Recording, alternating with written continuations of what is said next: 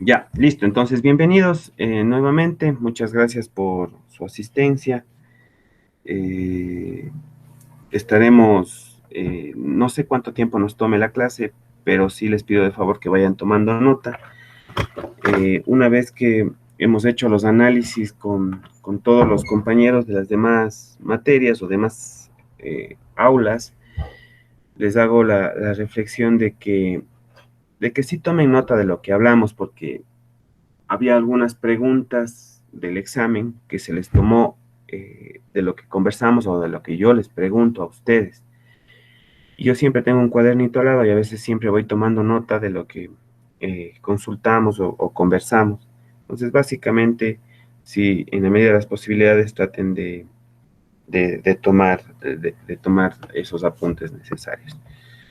Nuevamente, bienvenidos, pues, y les presento hago la presentación de la diapositiva para continuar en lo que cabe. No sé si antes de pasar a la presentación, mejor empezamos con el tema de si vieron la película El Método. Ya, entonces voy a tomarles mejor un breve análisis de lo que hicieron o de lo que vieron. Entonces empecemos con Gaby. Gaby, ¿qué le pareció la película?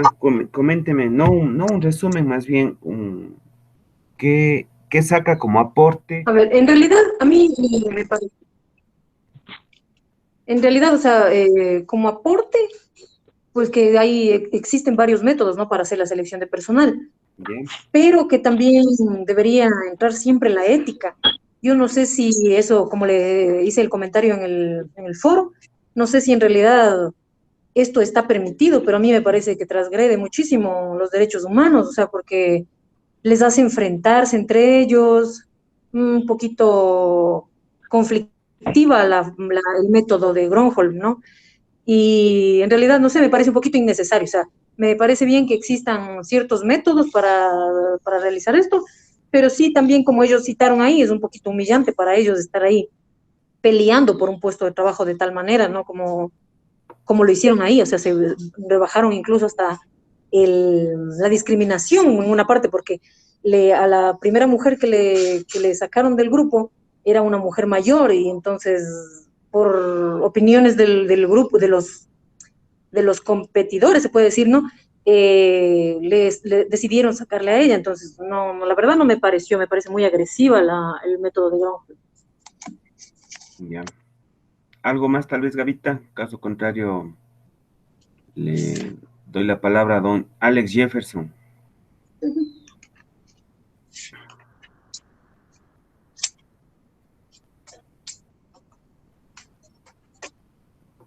Don Alex, don Jefferson.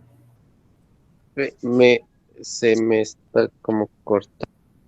No se vaya al patio, vea que ya se cortó. Pablito, usted mejor hasta que el don Alex retome. Bueno, igual, o sea, a mí me pareció, o sea, por una interesante por el método, por el sentido de competencia que había para poder llegar al puesto, pero de ahí el segundo método, al menos a mí, en que ellos tenían que elegir quién sale, ese personalmente a mí no me gustó. ¿Sí? ¿Se escucha? Eh, Sí. Espera un momento, Pablito. Sí, Alex, sí te a ver, escuchamos. Espérate un ratito, le estamos dando la palabra a Pablito. Jeffer. entonces, como les decía, el segundo método a mí personalmente no me gustó.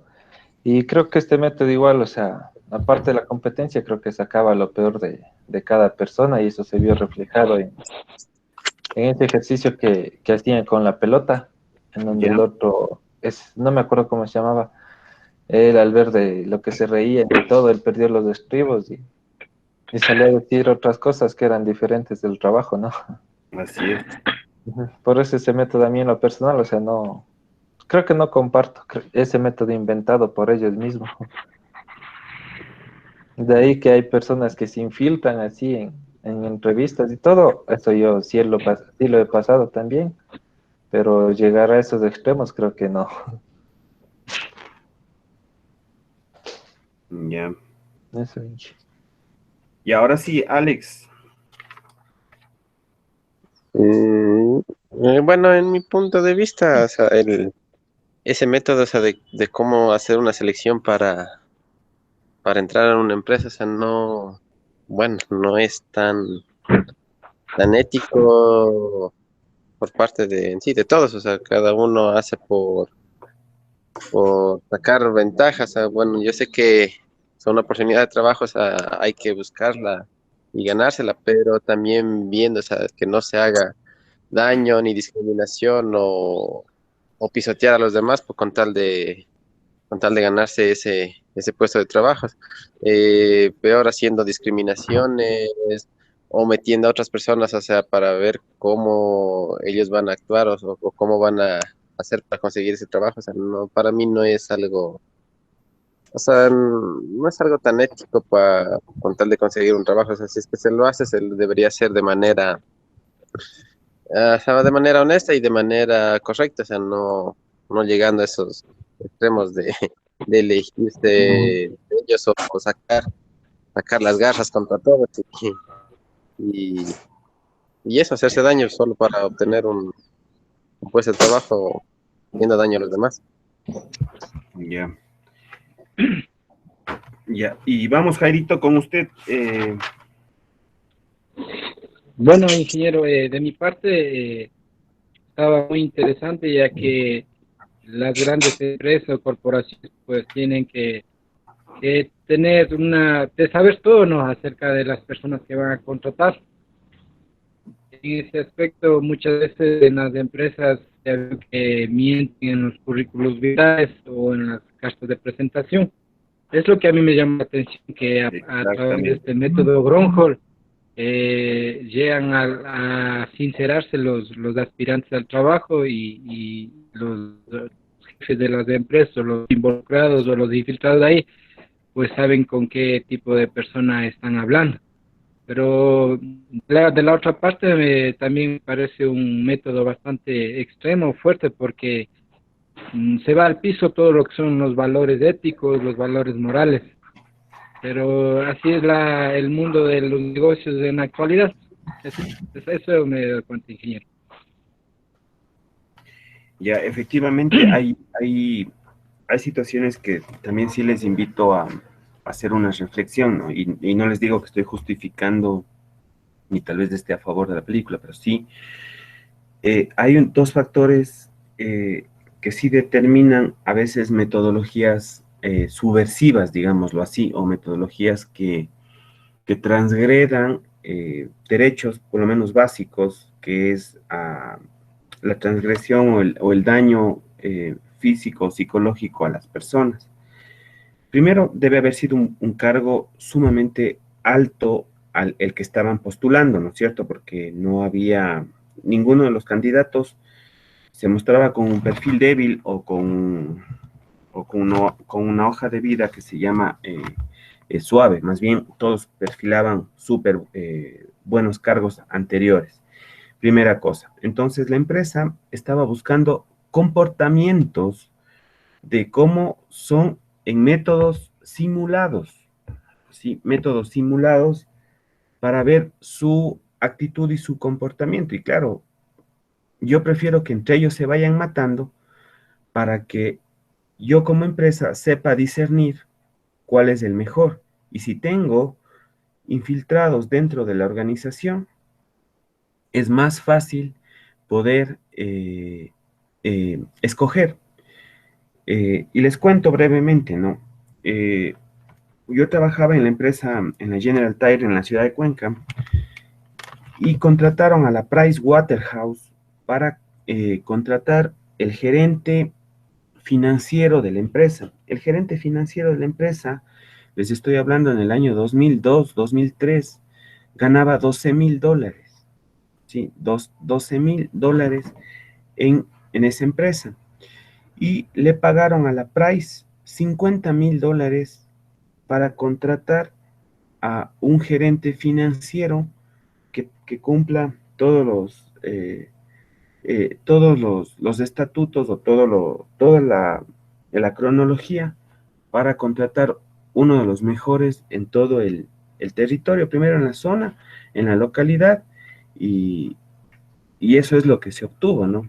Entonces, básicamente, y la Price le garantizaba al menos 2 años de permanencia al que iban a contratar.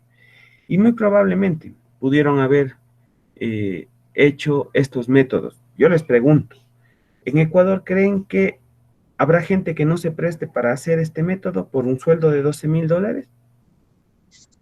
Y yo pienso que sí, que sí, o sea, sí pueden hacer ese método, pero yo me pongo en el lugar de empresa porque no creo que sea beneficioso ni para los que están compitiendo para el empleo, ni para la empresa, porque en realidad, ¿cómo ganó en la película, no? Me baso en la película. ¿Cómo ganó el chico siendo deshonesto con la chica con la que tenía un interés? Fue deshonesto con ella, la engañó para quedarse con el puesto. O sea, tampoco es que están eligiendo a la persona más idónea, pienso yo, no sé. O sea, sí, me parece bien, por ejemplo, como dijo Pablo, el infiltrado, el psicólogo que está en el grupo, eso me parece bien, sacar conclusiones de ahí, ponerles pruebas, o sea, de otra índole, no así tan agresivas y que se enfrenten, porque en realidad la persona que se quedó con el trabajo no era tampoco que tenga muchos valores. Ujú. Pienso que si a él le ofrece otra empresa dinero o pelea por alguna cosa, le ofrecen, no sé, por información, digo yo, les va a traicionar porque no tiene valores. Probablemente, tal vez tenga razón. Pero ahora, yo pregunto algo.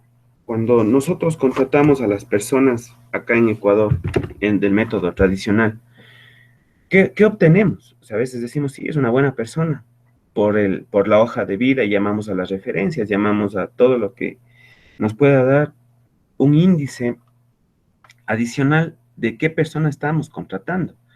Tal vez el método Gronholm lo único que nos ha pedido o nos ha mostrado es saber ya en un territorio práctico cómo van a actuar o cómo van a proceder. Y si bien es cierto, les aseguro, y hablemos de ya como administradores, si ustedes se pueden ahorrar un montón de dinero contratando a la persona idónea, probablemente sí actuaran o sí practicaran este método de Gronholm. Ojo, verán, les empecé diciendo que es un método que para mí también es antiético, ¿no? Antiético, antimoralista, incluso denigrante, sobre todo en el tema sexista, ¿no? Que, como dijo Gaby, a la primera participante le sacaron por la edad, por un tema simulado de lo que iba a ocurrir si fuera el ejercicio que lo plantearon ahí.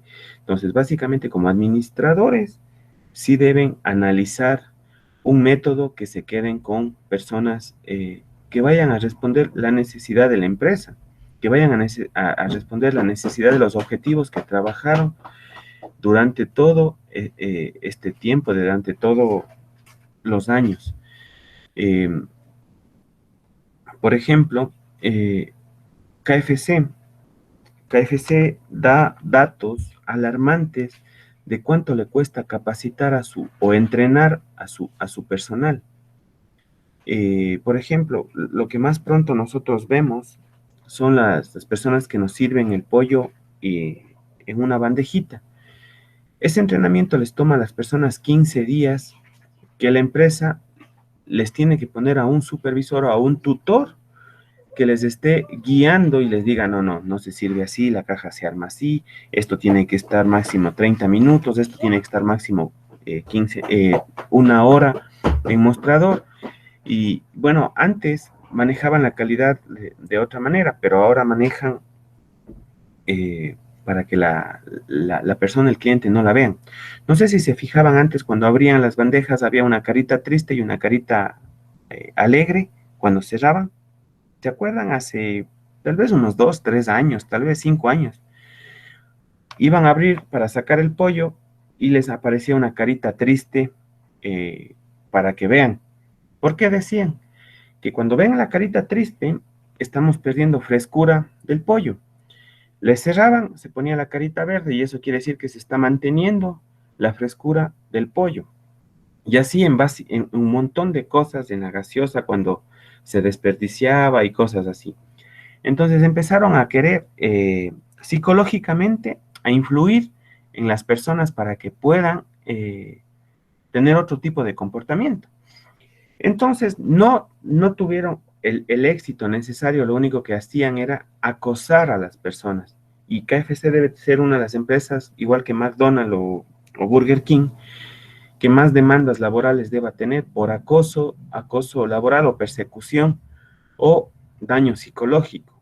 Sí, porque las personas dicen, no puedes dejar esto, no puedes dejar esto, te voy a sancionar, te voy a quitar el sueldo, te voy a...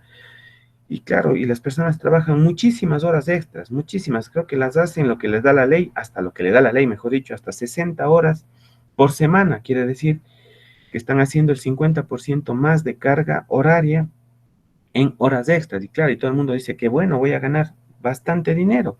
Pero el tema es que cuando se cierra la jornada en KFC, digamos, vamos a cerrar el local a las 8 de la noche, se quedan limpiando, se quedan haciendo lo que tengan que hacer, y hay pollo sobrante, papas sobrantes, hay un montón de cosas que ha sobrado, el arroz. Eso KFC no pierde, les descuenta a los trabajadores que están ahí. Entonces, si son 15 trabajadores, 17 trabajadores, se les descuenta en su rol, en su nómina, el monto que haya sido de pérdida. Sí, o sea, más bien KFC no pierde. Entonces, pero viene el lado contrario, y aquí viene un método, como ustedes dicen, el método Gronholm, que ellos quisieran ver, ¿no? Cómo se va a comportar un trabajador cuando sobran 7, 15, 10, 18, 20 presas de pollo, donde yo puedo decir, si me van a descontar, yo prefiero llevarme 2, 3, 5 o dividirnos entre todos y cada uno lleve una presa, 2 presas, 3 presas y comparta con la familia, que a la larga, tarde o temprano, hasta que se cansen, pues bueno, que mi descuento sea por algo. Pero tampoco, no les dejan ni sacar absolutamente nada, sino todo tiene que ir al tacho de la basura a que se desperdicie ahí. Sí, entonces, el entrenamiento, volviendo al tema del entrenamiento, para que la gente termine quedándose por más de un año, que ese es el objetivo, ¿no? Yo les entreno para que se queden al menos un año. El costo es de $780 más o menos, un promedio de 700 a $900 el entrenamiento de una persona nueva. Y si sale a los 15 días o sale a los 2 meses, la empresa sigue perdiendo. Y ellos hacen contrataciones al menos de 50 personas por mes. Entonces, hagan cuenta el costo que les representa a KFC el tema del entrenamiento. Entonces, hay empresas, sobre todo, que no contratan 1, 2, 3, 5, sino contratan cientos de personas por camada, que se llama, por temas de mejoramiento de procesos o por temas de optimización. Entonces, tienen que ir mejorando. Entonces, hay temas que no justifica, desde luego, no justifica, pero sí por temas de pérdida que a ustedes les puede representar. Ahora, en este tema de, si alguien desea hablar, también puede interrumpirme, no hay ningún problema. Conversaba con mis amigos de Estados Unidos desde hace 2 meses, he estado conversando mucho más por el tema de ver si se migra, no se migra, si la gente con lo que está ocurriendo, probablemente ocurre de nuevo lo de 1998 por la crisis bancaria, existe un nuevo flujo de personas al exterior. Y ellos me contaban que todos de mis grandes amigos que les tengo allá han pasado de alguna u otra manera por KFC, por Wendy's, por McDonald's, que han trabajado. Y ellos me cuentan, pues me dicen, primero en McDonald's te pagan $400 la semana, máximo $450 la semana. Y son jornadas demasiadamente extenuantes, demasiadamente explotadas. La gente rota durísimo, o sea, todas las semanas ves una cara nueva, todas las semanas ves una cara nueva, sea en cualquier grupo, en cualquier turno, pero ves una cara nueva. Entonces, a estos empresarios no les interesa el factor humano, les interesa el factor monetario, ¿sí? Entonces, ahí les recomiendo que ustedes como administradores tienen que pensar, si a ustedes les contratan como administrador de KFC de uno de estos locales, probablemente el corazón no les fluya, o no les haga pensar, sustentabilidad tu trabajo, ¿sí? Entonces, hay cosas y hay factores que tienen que pensar. Tal vez, como yo decía en otro curso, probablemente en Ecuador todavía tenemos oídos vírgenes y ojos vírgenes para poder entender esta metodología que en otros países lo hacen muy comúnmente. Y además, no se olviden que les hicieron firmar una hoja al inicio de la película, donde ellos aceptaban ser parte de una selección de la metodología Gronholm para evitar demandas posteriores o sentirse en un proceso de denigración. Les abro un debate para que ustedes, no sé, en base a lo que les he comentado, cómo hacen las grandes empresas, sobre todo las transnacionales, para conseguir un candidato idóneo, y probablemente acá en Ecuador ya están haciendo modelos réplicas, que las he visto en el Banco del Pichincha, para contratar gerentes o jefes de agencia o cargos altos o mandos altos para estos tipos. Entonces ya hay una metodología que se utiliza sobre todo en el sector financiero, bancario, para ellos. Entonces les escucho si algo quieren comentar, debatir.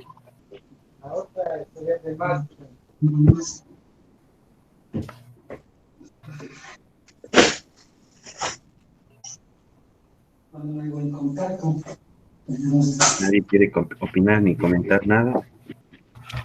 Ángelo, que, o sea, de mi parte, o sea, por ejemplo, ya nosotros podemos estar, o sea, preparados como administradores y todo, pero creo que sí se necesita un psicólogo, digamos, para poder evaluar ciertos aspectos a los entrevistados, ¿no? Porque hay, o sea, nosotros vamos a llegar hasta un punto, pero el psicólogo tal vez pueda llegar más allá.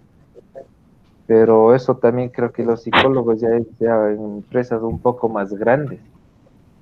Porque, por ejemplo, a mí me ha tocado, o sea, escoger personal y como dicen la capacitación, o sea, sí es duro. Pues, o sea, yo me demoré un poco más de una semana para poder capacitarle al chico y él se me fue a las 3 semanas. Entonces sí nos representó pérdida también. Y más que todo porque los otros compañeros tenían que doblar el turno que dejó el compañero. Entonces sí es un poco esa parte media delicada, porque como le digo, o sea, sí debería haber un psicólogo para evaluar otros aspectos que uno no ve como administrador. Claro.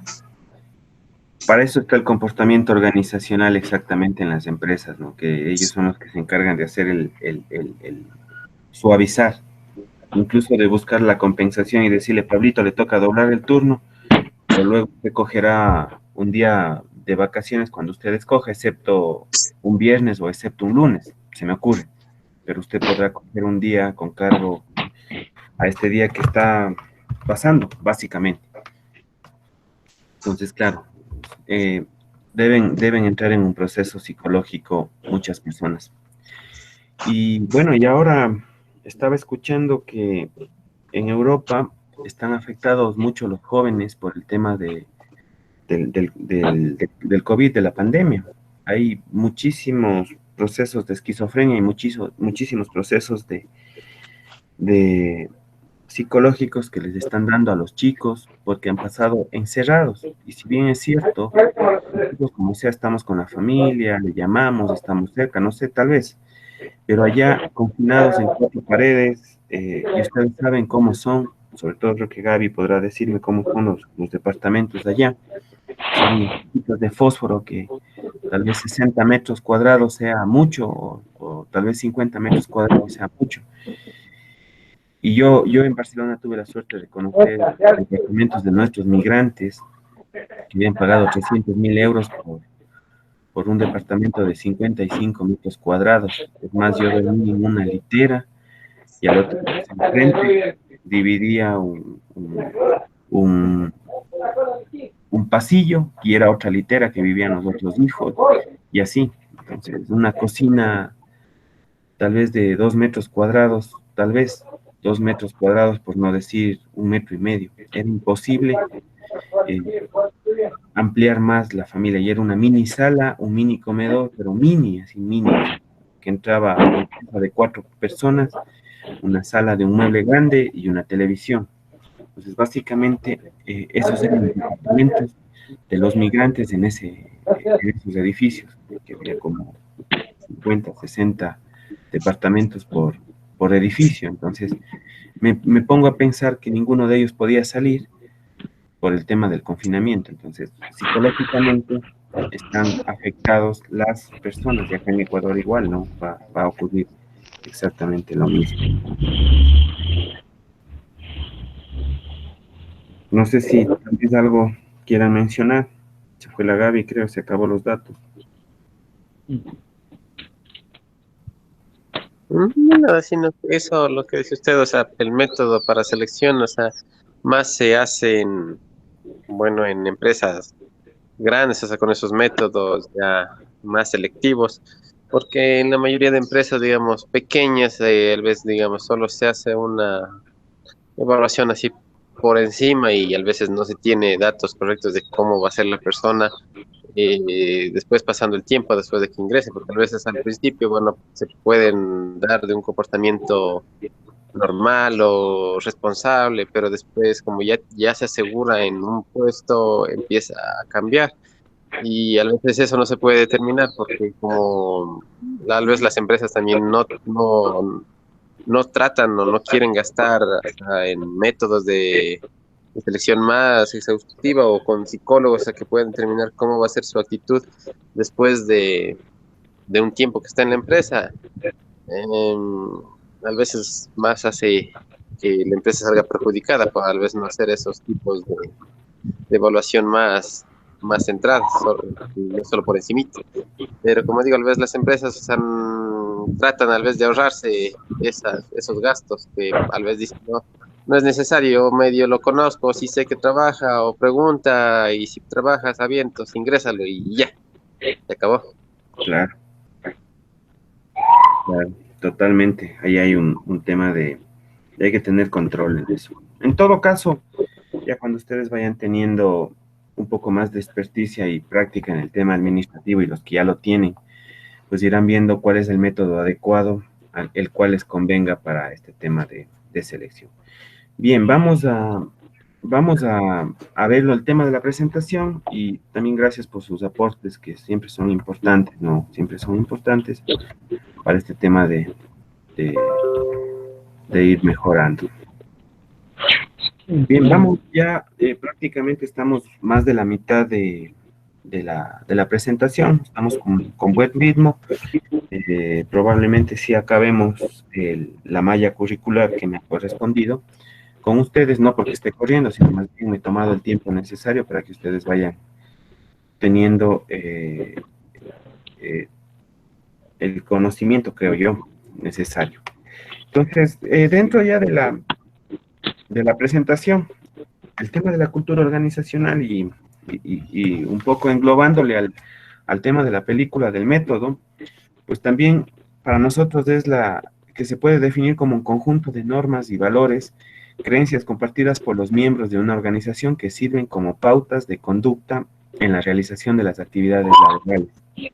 Entonces, cuando yo quiero tener normas y valores o creencias compartidas por los miembros, debo utilizar metodología de entrenamiento para que las personas se adapten a una nueva forma de vida. ¿Sí? No se olviden que el trabajo, las empresas, termina modificando parte de nuestro comportamiento y termina haciéndonos diferentes personas. Aunque ustedes digan, no, la esencia nunca se la pierde, eso no es verdad. Las empresas, cuando uno trabaja 10, 15 años, 20 años para una empresa, termina siendo una media vida compartida mediante normas y valores o creencias en una organización. Entonces termina modificándonos los aspectos de vida, también incluso familiares, ¿sí? Entonces probablemente eso implique modificar el comportamiento del trabajador. También es necesario tener en cuenta que las organizaciones coexisten o existen distintos equipos de trabajo que desempeñan funciones diferenciadas. Quiere decir que puede haber subculturas dentro de la organización, y eso es verdad. cuando ya estamos más de 2, 3 años en una empresa, podemos entender que hay varias subculturas. ¿Qué quiere decir subculturas? Que tienen métodos y normas diferentes a, a los que a mí me entrenaron o a los que a mí nos han concientizado. Por ejemplo, les vuelvo y les repito, tal vez los sindicatos, las organizaciones o las agrupaciones que se van generando por el tema o por el calor de la empresa. Entonces es necesario saber también beneficiar a esas subculturas o también saber poner normativas o reglamentaciones para que no sobrepase lo que estamos buscando como empresa. También es necesario establecer una distinción entre cultura del equipo real y referida a las normas actuales compartidas del grupo. Entonces, aquí, el Departamento de Cultura Organizacional tiene que saber buscar el distanciamiento o saber jalar la rienda, que se llama, para que no se desboque esos ciertos golpes en tema a las normas, en tema a la representación legal de la empresa y que no transgreda cosas que vayan antiéticas o antimorales de la empresa. El tema de la satisfacción laboral es el grado de la conformidad del empleado respecto a su entorno y condiciones de trabajo. ¿Sí? Entonces, cuando nosotros empezamos a compartir ya el trabajo,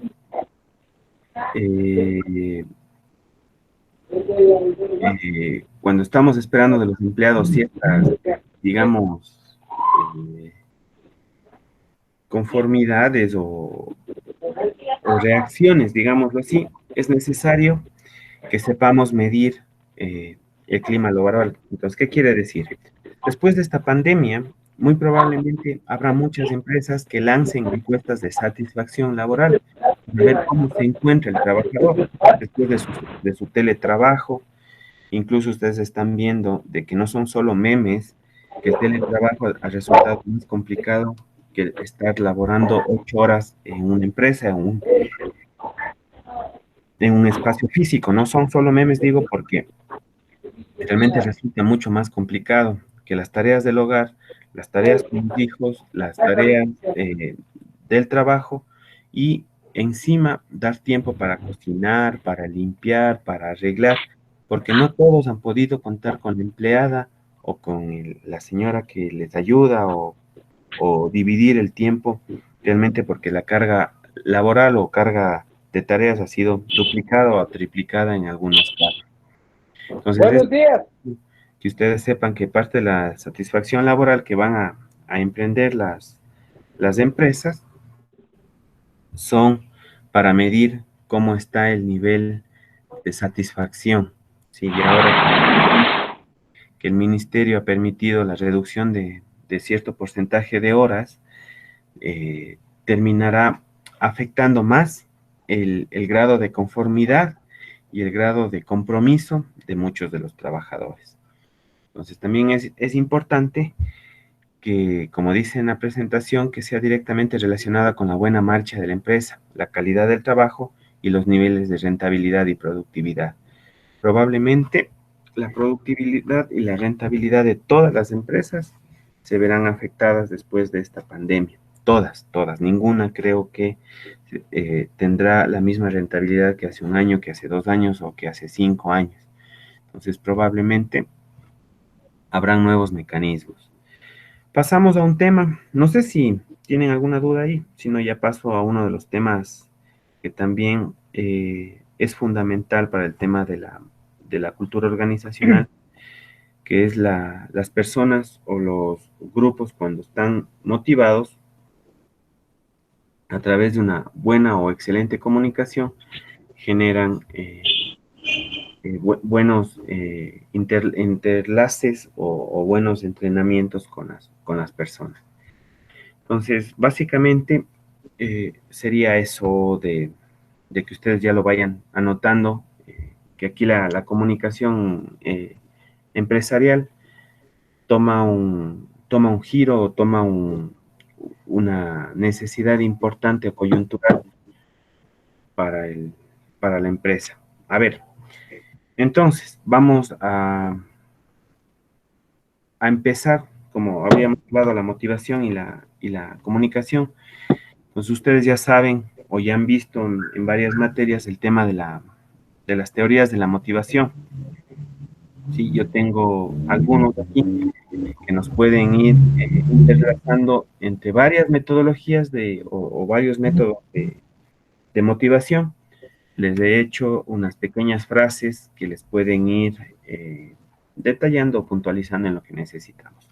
Entonces, hablamos de que las teorías contemporáneas de la motivación está la teoría de la autodeterminación, que son o son básicamente las que describen las necesidades innatas que impactan directamente en el crecimiento personal. Aquí está Maslow, que básicamente habla de las necesidades cuando son básicas, fisiológicas, las de logro, las de poder,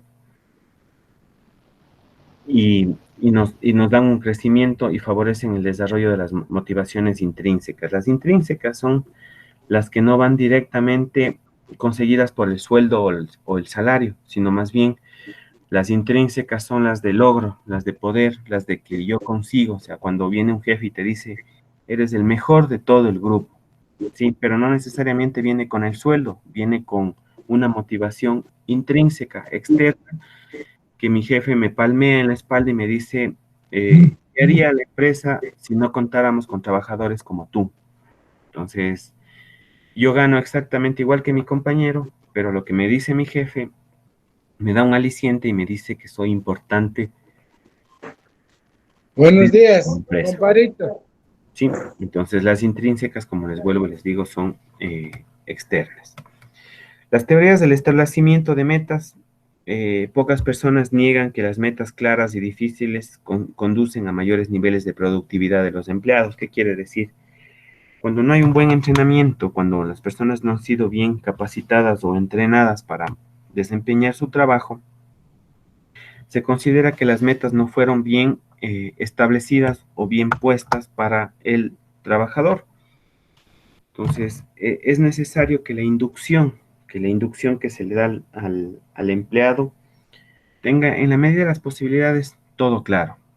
Y es muy probable que en la inducción del 100% de las personas que pasa la inducción, el 20% acaba la inducción y se retira del trabajo, porque realmente o las metas no las va a lograr, o el trabajo, o la expectativa del trabajo para el que se postuló no es lo que esperaba. Entonces termina su relación laboral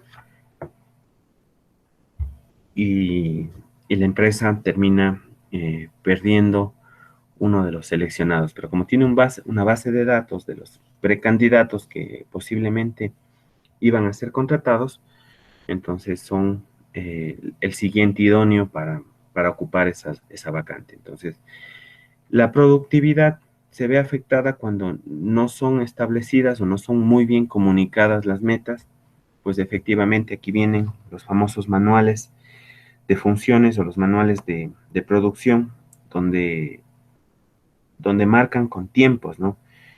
Yo prendo la máquina en 1 minuto, empiezo a producir en la máquina en 5 minutos y voy tomando tiempos. Y los tiempos me generan la productividad del día. ¿Sí? Mientras en 1 hora puedo sacar 5, 10, 15, 20 productos, entonces quiere decir que 6 horas o 7 horas de producción sacaré alrededor de 500, 600 o 300 productos, dependiendo mi meta establecida a través de los manuales de funciones o los manuales de operación que se llaman en los trabajos. Entonces se dan cuenta que van uniéndose ya en la parte administrativa lo que yo quiero. Digo, necesito 10,000 productos de estos para vender a través de mi departamento de marketing o de mercadología o de mercadotecnia, y a través de los departamentos de producción yo tengo que ir confeccionando, construyendo y elaborando, y a través de la demanda, de lo que me busque el público, de lo que me busque la ciudadanía, yo contrato personal para que me produzca. Entonces, miren cómo va generándose el círculo de la gestión de la administración y de la producción. Entonces, compraré materia prima, la necesaria, buscaré factores intrínsecos de calidad que vayan introduciéndose en cada área y al final pueda tener una meta que me genere rentabilidad, que ya la pensé o la planifiqué. Y si dije, si saco 10,000 productos a la venta, voy a tener de utilidad 100,000, 200,000, 20,000, 30,000 dólares necesarios para poder volver al círculo o a la cadena del proceso. Empieza un proceso, se transforma el proceso y se entrega un producto o un servicio y vuelve de nuevo la cadena. Entonces, las teorías del establecimiento de las metas básicamente nos ayudan a que la persona sea comunicada, sea capacitada, sea socializada y conozca cuál es su función o su rol dentro de la empresa. Las teorías de la autoeficiencia se refieren a la convicción que tiene un individuo de que es capaz, de que es necesaria su tarea. Cuanto mayor es su autoeficacia, más confianza se tendrá en la propia capacidad para tener el éxito. Entonces, ¿qué quiere decir con eso? Que mientras el trabajador, el empleado, esté motivado, ¿sí? Tenga esa convicción de que soy útil o soy necesario en la empresa, muy probablemente nuestro producto sea con mayor eficiencia o mayor logro para la venta o la entrega final de esto. ¿Qué quiere decir? Cuando ustedes cuando en algún momento vayan a una empresa o sean parte de una empresa, hacerle conocer todo el ciclo de producción o de ciclo de generación del servicio al nuevo trabajador. ¿Qué quiere decir? Empezamos por bodega, empezamos por dónde llega la materia prima y le hacemos conocer, miren, esta es la fábrica de zapatos, así llega el caucho. El caucho llega granulado, el caucho se transforma, el caucho se cocina, el caucho se llega a tanta temperatura y se transforma en la suela del zapato.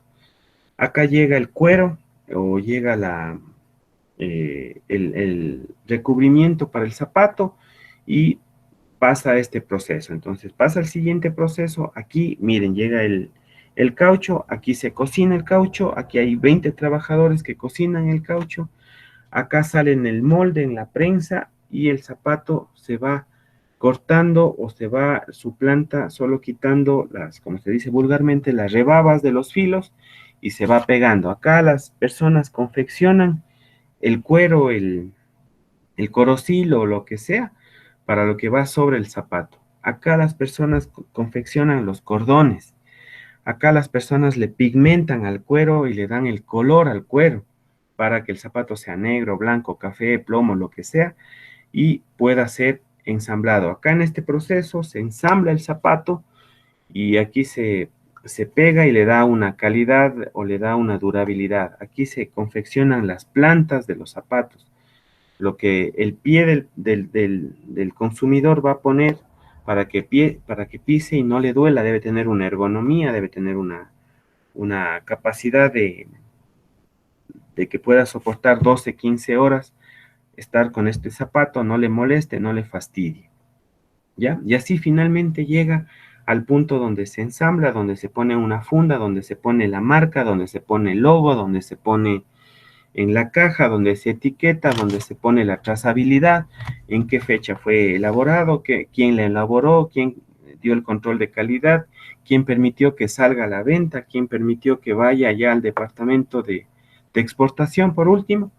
Entonces, todo ese ciclo que les acabo de dar brevemente en 5 o 3 minutos, tiene que conocer el nuevo trabajador para que convenzca y sepa en qué partecita de ese ciclo yo soy importante o yo soy necesario para que seamos motivados o autosuficientes para saber el ciclo o la cadena de producción, en qué parte estoy. Si yo no hago bien mi trabajo, probablemente al que continúe mi trabajo tampoco sacará un trabajo eficiente o sacará un trabajo bueno, por lo cual la rentabilidad o la productividad disminuirá. Entonces, básicamente las teorías nos hacen que coloquemos a las personas ciertos trabajos o ciertos roles para que vayan identificando. Y no es que en el trabajo a usted le diga, bienvenido, esta es la teoría de la autodeterminación. No, no, más bien hacemos comportamientos o a los jefes les entrenamos o los capacitamos y les decimos qué deben decirles, qué deben hacer constantemente con el trabajador o el empleado para que el empleado tenga ese aspecto de ser necesario. Si no le van a decir, bienvenido, hoy le voy a hacer la teoría de la autodeterminación, hoy le voy a hacer el establecimiento de las metas. No, hacemos comportamientos diferentes y repetitivos para que la persona entienda. Por ejemplo, cuando yo establezco metas, quiere decir que al trabajador todos los días le diré, buenos días, ¿cómo está Juan, Carlos, Pedro, Lucía, Anita? Bienvenidos. Hoy no se olviden, hacemos el zapato de goma blanco y verán que hay una producción que hasta el sábado tenemos que hacer 2000 zapatos. Entonces, cada uno se establece ya la meta diaria y cada uno sabe lo que tiene que hacer, porque hay un control de procedimientos que le dice para el zapato blanco probablemente necesitamos un pigmento y la producción son 300 zapatos diarios. Como es hasta el sábado, tengo 7 días, probablemente haré sobradamente un día, tendré más relajamiento, probablemente ojalá las máquinas no se me dañen, no presten una falla, que también son factores intrínsecos que afectan la motivación. Yo estoy trabajando normalmente y la máquina presenta una falla y puede demorarse 1 hora, 2 horas, 1 día, 2 días, 3 días para cumplir la tarea. Entonces, básicamente, yo en factores repetitivos del trabajo les voy implementando teorías de motivación o de castigo también, ¿sí? Si yo no cumplo la meta, probablemente me vea desmotivado porque afectará a mi rol de pagos, ¿sí? Porque saben que si yo cumplo 300 zapatos diarios o como equipo cumplimos 300 zapatos diarios, quiere decir que todos hemos cumplido al 100% y nuestro pago probablemente sea el que se pactó. Y también podemos pensar en una remuneración variable a la persona que diga que saque 101 zapatos, dividimos esa rentabilidad al equipo y probablemente haya una retribución, una retroalimentación en tema de sueldo un poquito mejor o diferenciada de los meses anteriores o de las producciones anteriores. Entonces eso también ya depende también de la empresa, cómo quiera generar los canales de motivación, si quieren hacer remuneración variable por el logro o por la consecución de metas, por grupo, por equipo, por tema individual.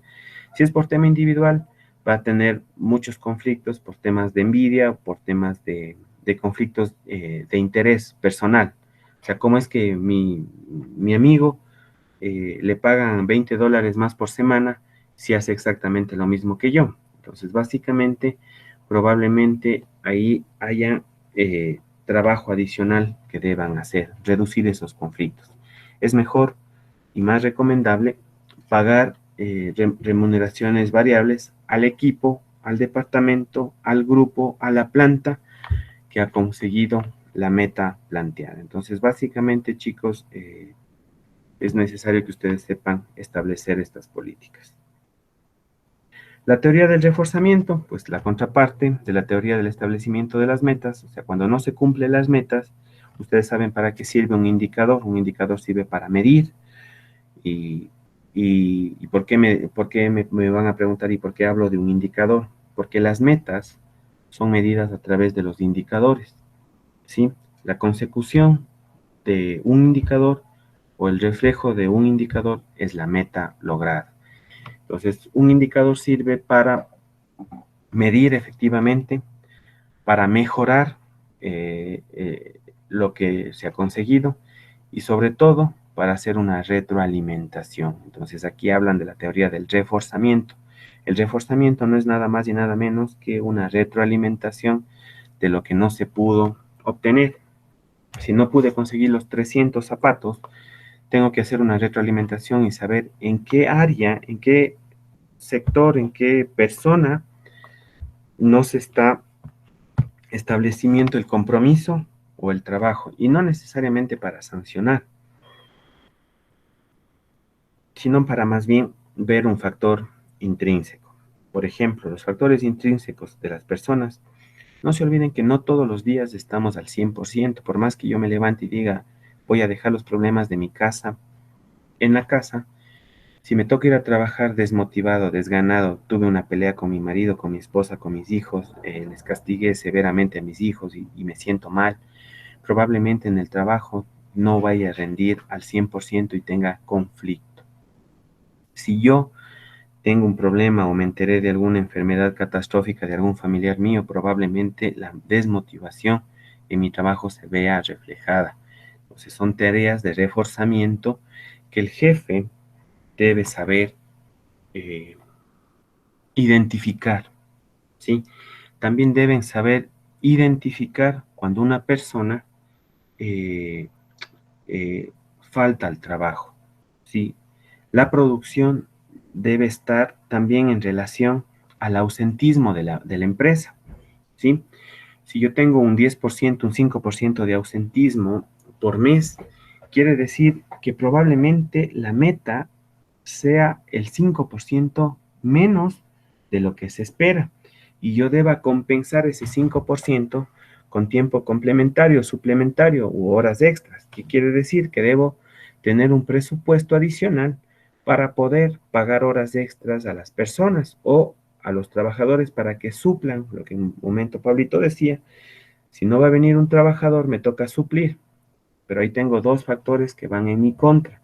El primero, que es el factor económico, que me toca pagarle horas extras, y el otro, la desmotivación de la persona que le toca quedarse, ¿sí? Porque probablemente si yo trabajo de 6 de la mañana a 2 de la tarde y mi compañero que me reemplaza a las 2 de la tarde no viene, y yo tenía planificado salir al parque, irme a una discoteca, ir a o B o C o D, factores que tenía que hacer y ya las había planificado, me toca quedarlas y me toca posponerlas, reemplazarlas o dejar de hacerlas. Entonces eso me genera un conflicto de motivación, porque imagínense, quedé en una cena romántica de cumpleaños de mi esposa y no puedo ir porque me dicen, vea, ve mi amor, no me puedo ir porque tengo aquí trabajo. Entonces a mi esposa le voy a generar una desilusión que probablemente salga de mis manos, ¿sí? Entonces, básicamente hay que saber medir estas consecuencias, ¿sí? Porque probablemente llegaré a la casa y mi esposa estará muy enojada y me dirá, no me gusta la forma como la que estás trabajando.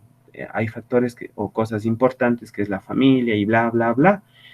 Y yo por más que le diga, sí, no depende de mí, depende de mi jefe, depende de la empresa, depende de esto. Y probablemente se genere un conflicto fuerte que vaya debilitando la relación de pareja, que probablemente posterior sea una ruptura, sea una separación, sea un divorcio, cuando la empresa no sabe medir las consecuencias del trabajador por la falta de planificación o por la falta de establecimiento de metas. No se olviden que un jefe tiene que cumplir lo que le manda su jefe y el trabajador tiene que hacer lo que le manda hacer el jefe de su jefe. Entonces, si a mí me piden 300 zapatos, no me importa lo que tenga que hacer para cumplir los 300 zapatos como jefe. Entonces, no me importa si tú tienes que doblar el turno, tú tienes que hacer más horas extras, no me importa si tenga que explotarte, pero yo tengo que llegar a la meta de los 300. ¿Sí? Entonces, básicamente, la psicología o el tema del comportamiento organizacional tiene que ser quien frene estos dichos comportamientos o estos falsos establecimientos de metas o de ideales como jefe. El jefe tiene que aprender a suministrar el tiempo de sus trabajadores y también tiene que aprender a planificar cuando A o B o C o D o F circunstancias no le permite cumplir la meta. ¿Sí? Debe aprender a cuándo llamar a horas extras. Probablemente tiene que, ¿y por qué les digo esto? Hay jefes que llaman horas extras, horas extras, horas extras, y se dan cuenta que la última semana del mes ya no tienen nada que hacer porque ya lo hicieron en las 3 primeras semanas del trabajo que tenían planificado para 4 semanas. Entonces, básicamente yo como dueño de la empresa a este jefe le puedo sancionar porque he pagado horas extras que no las tenía planificadas, o si las tenía planificadas me las consumí de otros meses que tal vez eran necesarios. Entonces, no se olviden, la planificación se la hace para 12 meses. Si yo me consumo enero, febrero, marzo, horas extras que eran pensadas para mayo, junio, julio, agosto, probablemente yo como jefe tenga que pensar que algo no está bien planificado o bien restituido. También el ausentismo se debe a los malos jefes, ¿no? O sea, mi jefe no me motiva, no tengo ganas de ir a trabajar, busco sacarme un certificado médico por último y dejo de asistir. Entonces la meta que yo me había planteado como día no la voy a cumplir porque tengo 2 o 3 o un trabajador que no vino. Y si tengo 2 trabajadores que están bajo mi cargo o 5 trabajadores bajo mi cargo, solo le divido. Si uno deja de venir, si es 2 trabajadores, el 50% de mis trabajadores no vino. Si tengo de los 5 no vino uno, el 20% de mis trabajadores no vino. Entonces, ustedes tienen que también tener establecido metas e indicadores que me digan del 100% de trabajadores que viene de lunes a viernes, tengo un 5%, un 20% de ausentismo. Entonces eso ya termina dando un factor ya personal. Entonces toca ir reforzando también al jefe que qué está pasando porque no están viniendo los trabajadores, ¿sí? Entonces vayan haciendo análisis que estas teorías de reforzamiento no es solo para el trabajador, también es para el jefe. Las teorías de equidad y justicia organizacional, pues son básicamente lo que les había dicho, Pablito, si usted se queda a cumplir el turno de la tarde, yo le compensaré con otro día o con un reemplazo en otro día. Entonces, si tenía planificado algo, yo tenía siempre un jefe y perdonen que los haya cambiado, yo tenía un jefe que era siempre tan sutil y dócil para hablar, y siempre me decían, Jorge, ¿qué tiene en la tarde? Disculpe, va a estar ocupadito en la tarde. Entonces yo le decía, más o menos como para qué, vea, eche una manito, no quiere quedarse doblando el turno.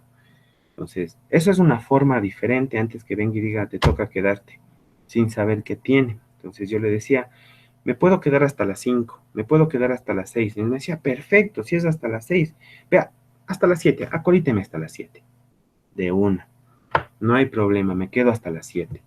Entonces, había formas y mecanismos de cómo llegar. En cambio, había otros jefes que a veces, por A o B razón, me decían, Jorge, le toca quedarse hasta las 10 de la noche. ¿Me toca? No, yo no quiero. Sí, si no, caso contrario, le vamos a sancionar. Entonces, por la sanción, buscábamos que a esos jefes no nos toque con nosotros y probablemente como trabajadores o como empleados, terminábamos sacándoles a estos jefes que eran intransigentes y poco humanos. Entonces, hay motivos y hay motivaciones que nos invitan a hacer eso. Entonces, el tema de la equidad y la justicia organizacional es necesario que se dé, y sobre todo cuando hay conflictos. ¿Cómo sabes resolver los conflictos o de la manera como resuelves los conflictos? Si en una ocasión, ustedes saben que siempre en la organización hay personas que dicen, como él es el mimado del jefe, siempre tendrá él el beneficio de la duda o siempre tendrá la razón para ganar en este conflicto. Entonces, en la otra, el siguiente empleado dirá, como él es el mimado, yo no tengo las de ganar aquí. Entonces, el tema de la justicia organizacional debe ser equitativa, ¿sí? Debe ser sancionatoria para todos los implicados, más no excluir al mimado o al sobrino o al tío o al hermano del jefe o al que represente. Entonces, chicos, esto de la justicia es bastante complejo. Voy a dejarlo ahí porque realmente tengo clases en 10 minutos y más bien espero les haya servido algo de lo que hablamos hoy. Creo que la Gaby efectivamente se quedó sin señal. Voy a dejar ahí la grabación, voy a parar la grabación. Ustedes pueden verla en YouTube. Ojalá la Gaby también la pueda ver cuando tenga ya internet.